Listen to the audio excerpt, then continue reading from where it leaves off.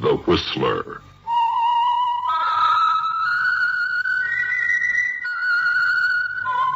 Presented by the United States Air Forces in Europe.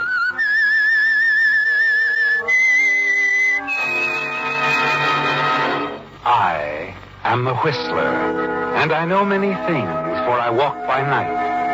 I know many strange tales hidden in the hearts of men and women who have stepped into the shadows. Yes, I know the nameless terrors of which they dare not speak.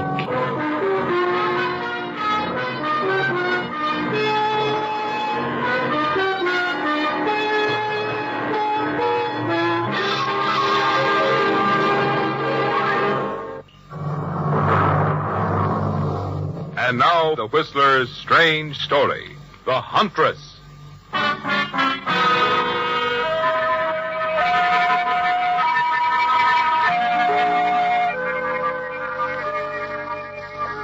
Beautiful, with a cool, precise mind, and in her late 20s, Anne Barry was unhappy with her position as private secretary to Roger Newhouse, elderly owner of Classics Publishing Incorporated. But 3 months ago, an unexpected opportunity arrived, didn't it, Anne? Your employer, whose confidence in you has increased with the years, departed on a long-delayed 6 months vacation in Europe and left you in charge, with full power of attorney to transact business. But things haven't worked out quite as you planned. And one afternoon, after a 3-day absence at a publisher's convention, you're surprised when you open the door to your office. Hello, Anne. Well, Mr. Newhouse, I thought you were in Paris. I was, but Mrs. Newhouse wanted to come home, so we planed in yesterday morning. Well, I suppose being home has its advantages. It does indeed. I did my best to take care of things while you were gone, Mr. Newhouse. You certainly did. What do you mean? I examined our accounts yesterday, Anne. Bank statements, canceled checks, everything. I see. Now I'd like to know what you did with more than $9,000 of the firm's money. Well, I bought stock. For the firm? Yes. No, not exactly. You see, I... Sell it in the morning. I can't. Why not? Because, you see, the stocks turned out to be bad. I thought... You mean you took advantage of my trust in you to use the firm's money for personal stock speculations? Yes, but I'll pay you back, Mr. Newhouse, if you just give me a chance. How? I'll go back home to California. I have an aunt there. She's always planned to leave me her money. I'm sure if I can talk to her, she'll help me.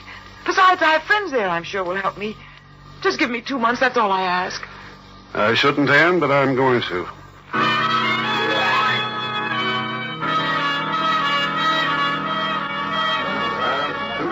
I'd like a ticket to Las Vegas on the 11 o'clock flight. Yes, ma'am.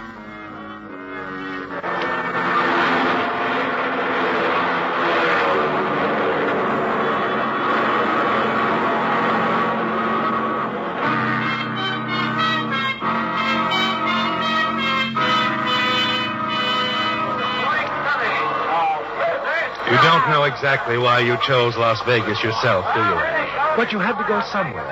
And there's something about Las Vegas that intrigued you, especially its atmosphere of chance. You hope to meet some of your former husbands, old friends there who might help you. Perhaps find a new and wealthy romantic interest. Possibly even find luck at the tables.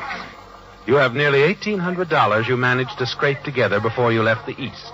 And, if necessary, you'll risk it all. A little at a time. Won't you, Anne? For a few days, nothing of importance happens. And then one night in one of the casinos, as you're sitting at the bar... Here you are, miss. Got you over ice. But I haven't ordered another. Compliments of the gentleman at the end of the bar. Oh, which one? Wearing horn-rimmed glasses. Oh, the young man. Got anything against you? Too much, yes. Anyway, thank him for me. You better do that yourself. Good evening. You don't waste any time, do you? Not if I can help it. Thanks for the drink. That's okay. Aren't you going to ask me to sit down? All right, but you can't stay too long. I'm expecting someone else. I wish you were waiting for me. Do you? Yeah. Well, to you, mysterious lady in black.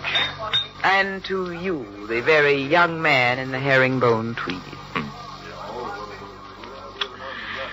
Tell me about yourself, Something about you. Now, you're trying too hard, Herringbone. As I told you, I'm expecting someone. I had kind of hoped... Well, never mind. Guess I'll toddle along, huh? So long. Goodbye. Another drink, miss? No, I'm still on this one. Who was that young man, anyway?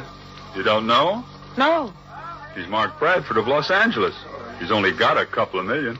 His mother left it to him. His father, Anthony Bradford's got plenty, too. How interesting.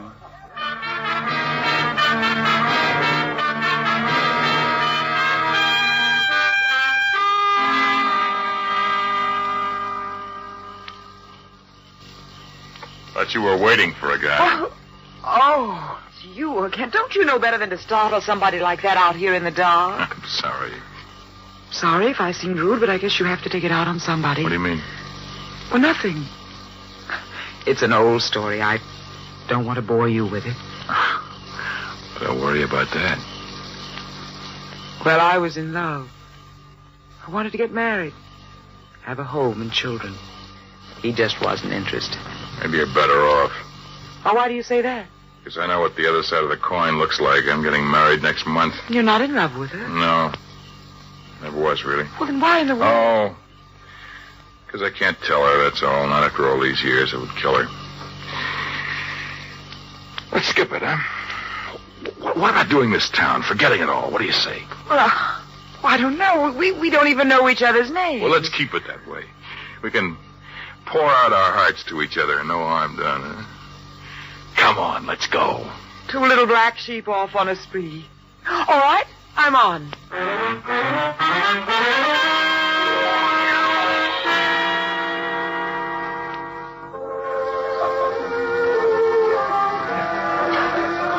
This time it is our last night, Lady in Black. I've got to leave in the morning. So you said. I hate leaving you. Oh, if I could only tell Cynthia. Hey, excuse me. I'm Joe Bartlett, West Coast news columnist, Mr. Bradford. I know who you are, but I don't know who the lady is. Does it concern you, Winnie?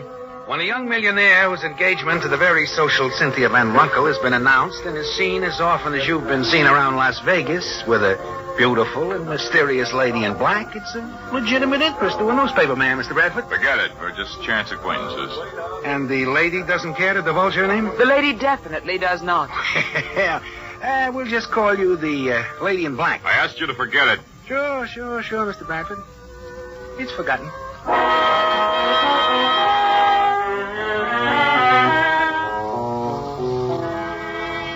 But it's not forgotten as far as you're concerned, is it, Anne?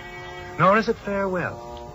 No, you're certain that if you handle things wisely, you can become Mrs. Mark Bradford.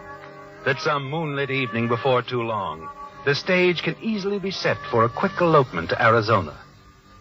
You remain in Las Vegas for a few days after Mark leaves for Los Angeles, and then you do likewise. On your arrival, you register at the Mid-City Hotel, and a few days later, as you're glancing through the newspaper, Cynthia Van Runkle to be chief hostess at annual charity fete urges public to attend. Huh. Next Tuesday. Thanks, Cynthia. It'll be nice seeing your boyfriend again.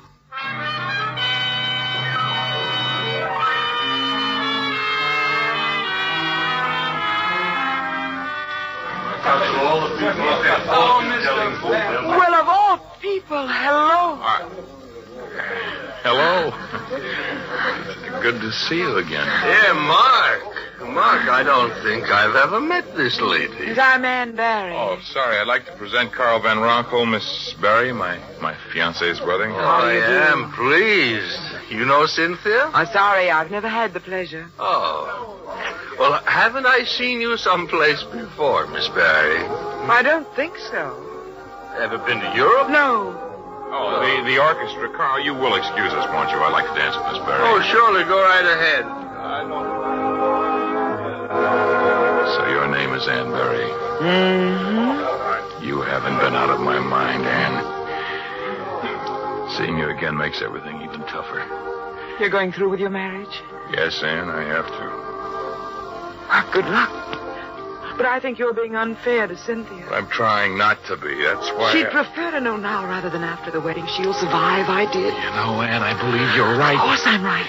I can only tell Cynthia right away, tonight. You've got to tell her pretty soon, Mark, or make up your mind to marry her and forget everyone else. Including you? Including me.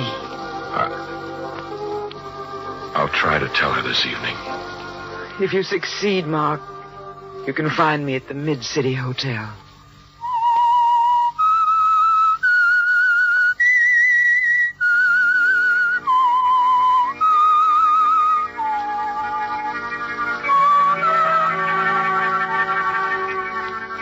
In spite of what he told you, you're not at all certain that Mark will break his engagement to Cynthia Van Runkle, are you, Anne?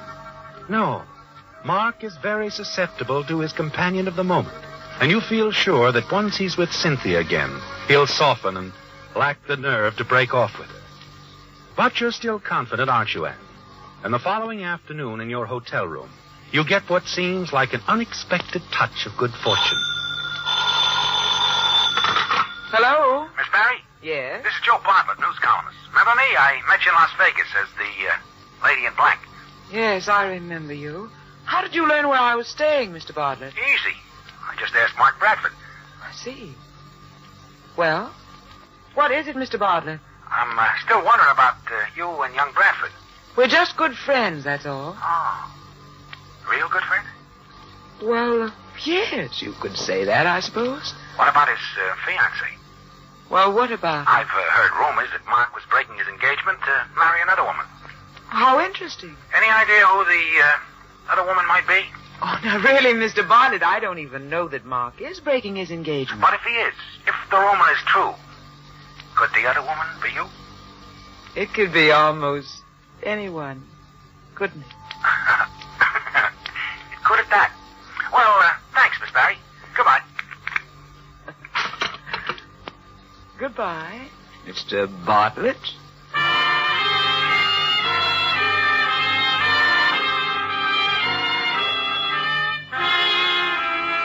You smile to yourself as you sit back and wait for developments. And they're not long in coming, are they, Anne? Exactly as you hoped, Joe Bartlett carries a big story in his rumor column next morning. And late in the afternoon, you get a phone call from Mark and arrange to meet him at a small, out-of-the-way cocktail lounge. A few minutes after your arrival, you learn that the reporter, Joe Bartlett, accomplished even more than you'd hoped for. So you told Cynthia. After that newspaper story, what else could I do? She asked me point blank how I felt about you. How did she take it? Terribly. Cried like a child. It's not the worst of it. Our friends are off of me. My father was so shocked he could hardly speak. Sorry? No. No, now that it's out, I'm glad. I'm in love with you, Ann, and I intend to marry you soon. Oh, incidentally, Dad wants to talk to you. I told him you'd come to the house and see him late tomorrow afternoon. Is that okay? Okay.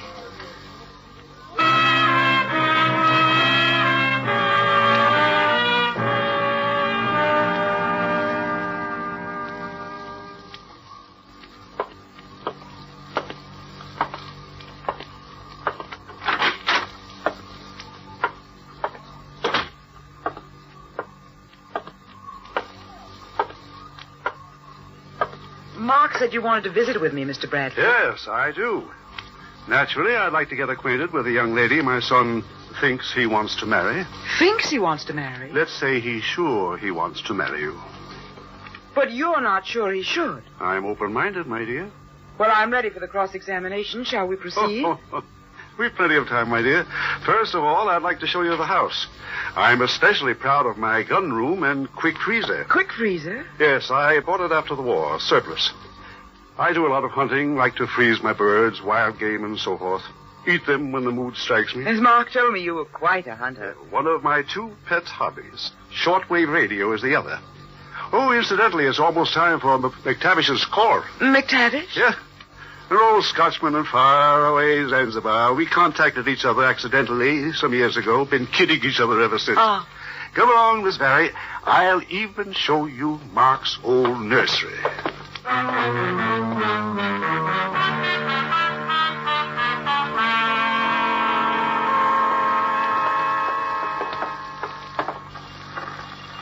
6 o'clock. I use the clock radio to turn on my shortwave set. McTavish will be on any second now. Calling W6XBY USA. This is VQ1XR Zanzibar.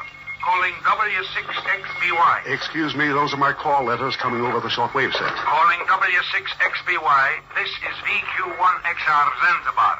Over. VQ1XR. This is W6XBY calling. Standing by. Come in, Mac. What in blazes took you so long to answer your call letters, Bradford? You getting deep in your old age? I can hear your creaking well enough.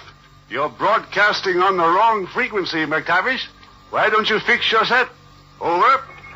It's your receiver that's off. How's your reception? Clear as crystal. How's mine? I can hear you fine, if you only had anything to say. Well, I'm not saying much to you tonight. I'm busy. I've got a visitor. She's young and pretty, too. Mull over that, McTavish. W6XBY signing off and clear.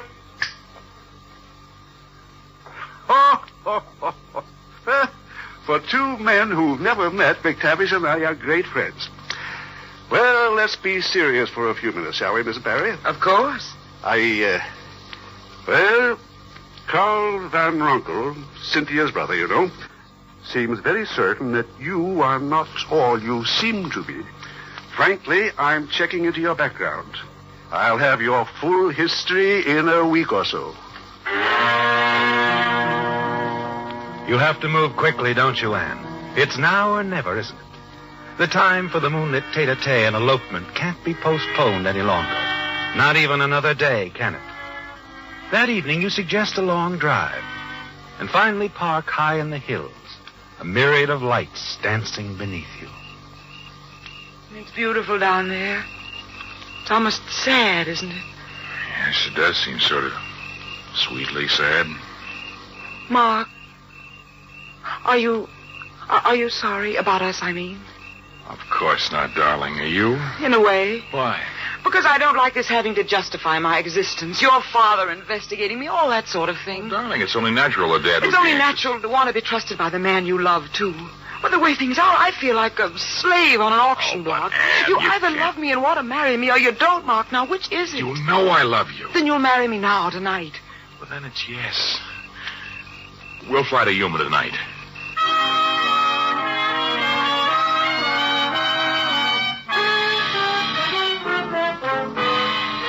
Early next morning, you're married by a justice of the peace in Yuma. That evening, you write Mr. Newhouse, telling him of your good fortune and assuring him you'll soon return the $9,000 you embezzled. Now you're certain you've won your biggest gamble, aren't you, Anne? On your return from Yuma, you move into Mark's apartment, where you plan to remain until you find just the house you want. But late one afternoon, a few days after your return, Mark phones you that he's attending the annual dinner of his college alumni and won't be home until late evening. A few minutes later, his father phones and asks most urgently that you drive out to his house. I appreciate your coming, Anne. It's the helps out right off. And it's just as well that what we have to say to each other be kept strictly between us. I have some correspondence in my desk drawer, Anne. I haven't shown it to anyone yet. I hope I don't have to. But I'd like for you to read it. I'll get it for you. Can't you just tell me what it's all about? If you prefer. It seems that the things that Carl Van Ronkel said about you are all true. And many other things. And what do you plan to do about it? I'm going to give you a chance to exit gracefully. How much money does exit gracefully mean? Not a cent. Oh, you forget I'm Mark Bradford's wife, and when a man of his wealth wants to dispose of his wife, the courts usually make him pay rather heavily for that privilege. Not when the marriage is fraudulent. Fraudulent? Exactly. You made the mistake of lying on your marriage license. You swore that you'd never been married before. That's perjury. And I'm sure the marriage can be quickly annulled. I don't think Mark will want the marriage annulled. After all, he is an adult. After he reads these reports, he'll never want to see you again. He's not going to see them, Father Bradford. See what? You shouldn't have opened that desk drawer when you picked up those reports. I noticed this revolver, and I decided to use it if I had to. You're mad. Give them to me, please. You'll never get away with it. I'll get copies. I doubt it. Now start walking toward the rear of the house. No, not a step. Would you rather I pull the trigger? You wouldn't dare. Everyone would know it was you. I don't think so. You see, it would be an accident. We were here alone. You thought you heard someone. You grabbed the gun out of the drawer, tripped over this footstool. I tried to keep you from falling, seized your arm, and the gun went off accidentally. With the evidence that would come out against you, no jury in the world would believe you. I think they might. Where are you taking me? To that quick freezer behind the house you showed me. I noticed it was a walk-in. You were considerate enough to explain that the lock was automatic. But there's an emergency button inside. Elston, my butler... Won't hear it. He isn't here. Neither is the cook or gardener. This is their night out. Then, please, I'm sure they won't be back much before midnight. It's only a little after 6 o'clock.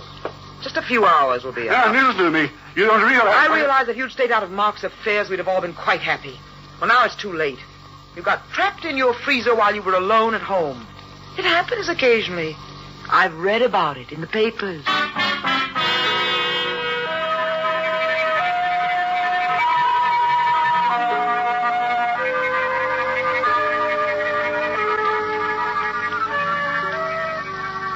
Once the freezer door closes on the elderly Mr. Bradford, you breathe more easily, don't you, Anne?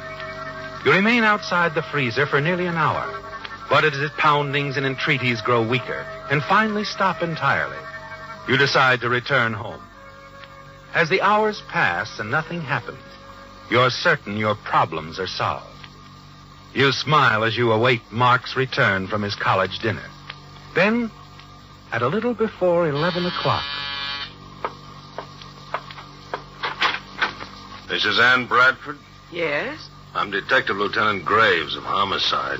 Homicide? That's right. Well, won't you come in? Thank you. Why the late visit, Lieutenant? Has anything... I'm sorry, Mrs. Bradford, but you're under arrest. Arrest? What for? For the attempted murder of your father-in-law. He didn't die in that freezer, Mrs. Bradford. We got to him in the nick of time, and he told us the whole story. How did... We got a tip from Washington over our teletype. Sounded like a joke, but we decided to search the premises anyway, and we heard that freezer buzzer. Washington, I don't see how... The radio monitor there picked up a short-wave message from abroad. Here, I'll read it to you. W6XBY, Anthony Bradford, has just missed his first shortwave appointment in many years. The old buzzard must be either sick or dead. Please investigate immediately. Thank you, VQ1XR McTavish, Zanzibar. The Whistler. Listen next week when once again the United States Air Forces in Europe present The Whistler.